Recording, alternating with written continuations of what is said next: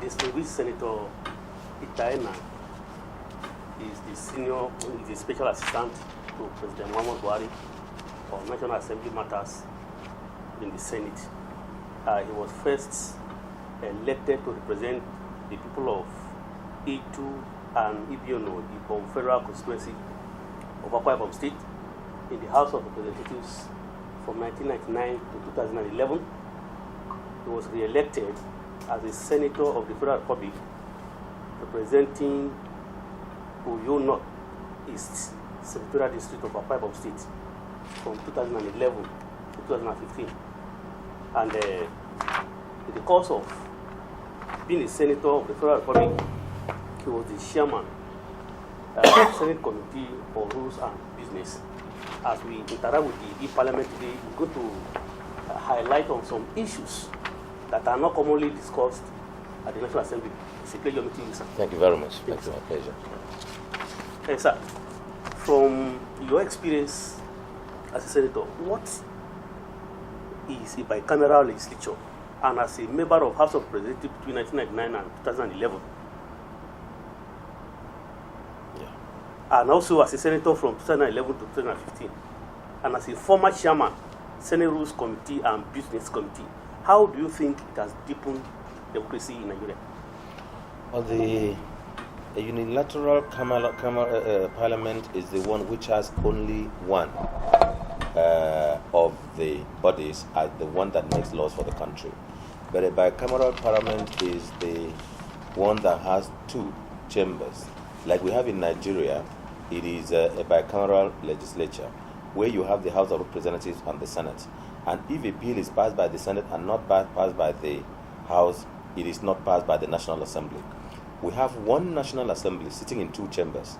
So when it is said that under the Constitution or in any discourse that a bill or a matter is sent to the National Assembly, it means it is sent to both the House and the Senate concurrently.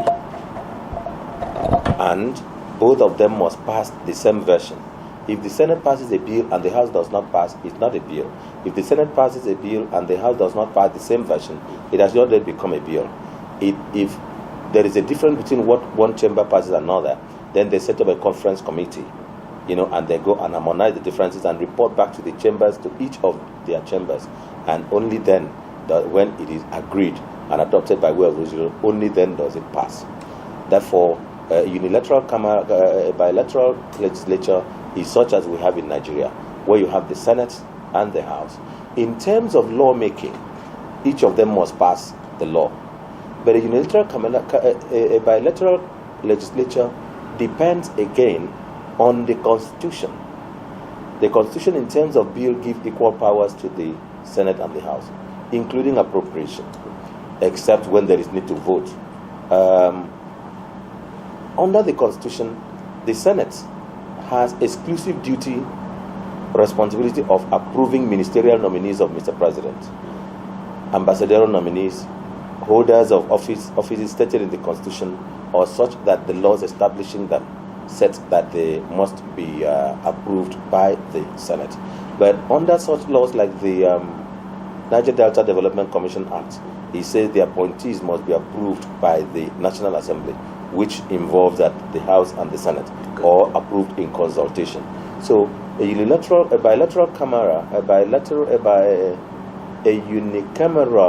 legislature or bicameral legislature does not have the same function universally. It is what the Constitution of the particular country confers on each of the bodies. But don't you think that the cost implication? No, the cost implication is not much compared to what the country is being saved from. Now, in terms of the Senate, is constituted on the basis of equality of states, 3 per state. So that is a question of equality, and then the Federal Capital Territory is taken as a constituency and is taken as a state, and they give them 1 seat. Now, the House of Representatives is on the basis of population. as determined using population and the indices that will be established by the National Independent National Electoral Commission in creating the constituencies. Therefore, they have different functions. Equality of representation, Senate. Equality of population, to make it as much as possible, House of Representatives. Again, when you consider that there are matters which the House may pass and the Senate as another chamber take a second look at it, or the Senate passes and the House as another chamber takes another look at it, it gives an opportunity for a bill or any measure that has to go through it to go through a closer measure of scrutiny. And yes, what may have escaped the eyes of this other chamber will be, and so it makes for clearer, cleaner, and more pure, constitutionally pure legislation. Okay, sir. So now, what can we say is the difference between a bill, motion, and at what point does a bill becomes a law? A motion is an expression of intent, a will, a direction, an opinion, and a directive by a body, a duly constituted body, and in this case the legislature, passed by the House passed either by the House alone, or by the Senate alone, or by both the House and the Senate. Now, a motion is of persuasive effects, and it directs a thing to be done. We've had a problem for the past 16 years trying to get motions of the House, of the Senate enforced by the executive. But we normally have this problem of sometimes the legislators, in passing the motion, sometimes do not look at the powers we had conferred on the body which we are now passing the motion for them to comply with. And for them to comply with that motion, they will, in the course of it, be breaching the law. Take, for instance, there is a current matter now that is going on, where a body is directed to do a thing. And then the legislature is asking it not to do that thing. Now, the executive body is faced between the law that established them, conferring power on them to take that action, and then the resolution of the Senate or House of Representatives or the National Assembly telling them don't do it without amending the act. I don't know if I'm communicating. Yeah. There is a law which says you shall be your duty to do this. Now they have proceeded to do it, right or wrong, whether injustice or injury has been caused. But there is a resolution passed. That body is faced in that circumstance with, should I obey what the law that sets me up, passed by this same legislature, has asked me to do? Or should I disobey what the law has asked me to do by obeying what the legislature, which set me up, which made this law, is now asking me not to do? So it creates a problem. Therefore, a resolution is persuasive. A bill is originated for the purpose of making a law. A resolution can be passed by either chamber, the Senate or House of Representatives. But for a bill to become law, it must be passed by both the House and the Senate. If it is passed by the House and not the Senate, it's not law. Okay. It cannot be conferred, it cannot be forwarded to the clerk of the National Assembly to process it to Mr. President or the governor for assent. And a bill, when it is assented to, is mandatory. Any decision or action not in accordance with it becomes null and void. Now, there is a current argument which says that we should elevate motions which are passed concurrently between the House and the Senate to the status of a bill. That is, if a resolution is passed by the House and the same is passed by the Senate, it becomes a bill or it becomes a law. But then there is a constitutional problem. The constitutional problem is that for a bill to become a law, it must be initiated. For a matter to become a law, it must be initiated by a member. It must be passed by both houses. It must go through first, second, and third reading. It must have what it seeks to do, whether it is an originating law, a bill, or amending an existing law, and so on. A motion does not have to go through such. And a bill cannot become law unless it is assented to by either the governor of the state or the president of the country. Therefore, the fact that the Senate and the House have passed a concurrent resolution on a particular matter does not give it the force of law. It only adds up to the weight of the persuasiveness of that measure, but it does not make it a law. And you cannot forward a law to Mr. President or the governor of a state to assent to, because it is not a bill, it is not a law. But when the president or the governor refuse to assent to a bill, what happens? When the governor or the president refuses to assent to a bill, he sends it back to the Speaker of the House, in the case of the State of Assembly, or to the Speaker of the House of Representatives and the Senate President, telling him the reason, telling him that he withholds assent.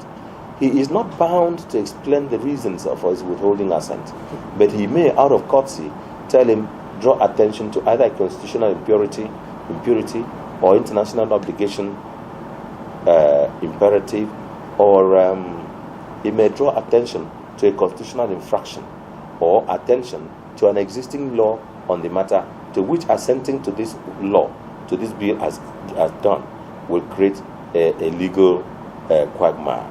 So, and that guides the legislature in deciding what next to do. All right. Then, what is the implication when the bill has passed through a second reading, but could not go through third reading before the expiration of that particular session? It stays and dies at the stage it is. It can only be continued, it can only be revived by way of de novo initiation. It cannot go on from there, because when the life of the legislature expires, it is dissolved by a president. It is dissolved. Everything that were done by it is valid to the extent of the state to which they were done.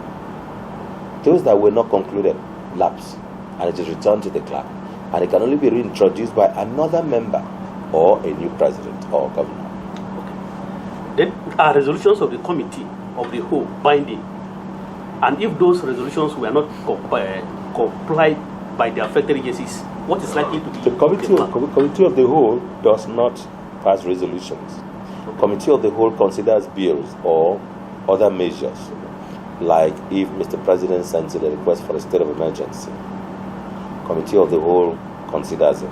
And if there is a bill that has gone through first reading and if there is a report to be considered, a committee of the whole, the decision of the committee of the whole is reported to plenary by the chairman of the committee of the whole, who will now resume session as Speaker of the House or President of the Senate.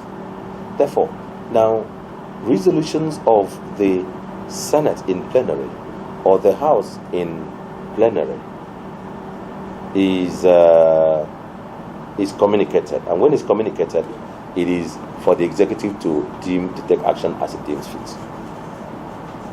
All right. Then, what are the areas of convergence and divergence of Senate and the House of Rep in passing a law, the meeting point when it comes to matters to be regulated? Well, each of them does its own, but it must be assured that there is harmonization. Each of them has its own definite jurisdiction, its own procedure. So, but for it to be a thing that is done by the National Assembly, the same version must be done by both of them. Oh, okay, but for example now, I'll give you an example of the budget. If the House of Rep has some concerns, but that concern is not applicable in the Senate, how do they harmonize? Well, there is always a process of harmonization. You pass your own, I pass my own. After that, we set up a joint conference committee or joint finance committee, which will look at the differences. But I think what is normally done and what is going to be done and what is done is to make sure that each of the committees, for instance, Committee on Health, will meet with the Committee of the Health of the Senate and the House, and they will have a one version, and that one version will take care of all. Does a law passed in the Senate but not passed by the House of Rep become an act or vice versa? No, unless it is passed by the Senate and the same version passed by the House and then certified by the clerk to be the same version that was passed in both chambers individually. Independently and certified. It doesn't become, and if certified to the president of the country or the governor of a state and assented to, only then does it become a law. Finally, sir, what are the processes involved in the transmission of executive bill to the National Assembly? Should the president of the country want a bill to be discussed at the National Assembly? What are the processes involved in him transmitting it? Well, when the president or the governor wants a bill passed on any particular matter, first there may be the originating or the concerned agency. Then it may be a matter on the economy, which the budget office, which the Minister of Planning and Budget or the Minister of Finance will be interested. He will direct them to bring the concept. The concept will then be forwarded to and worked with by the Attorney General of the Federation.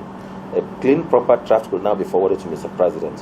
Mr. President may wish to present it to the Federal Executive Council for endorsement. After that, Mr. President will now make a letter under his hand, forwarding it to the President of the Senate and the Speaker of the House concurrently, and that becomes an executive bill.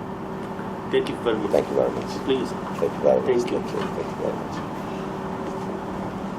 much.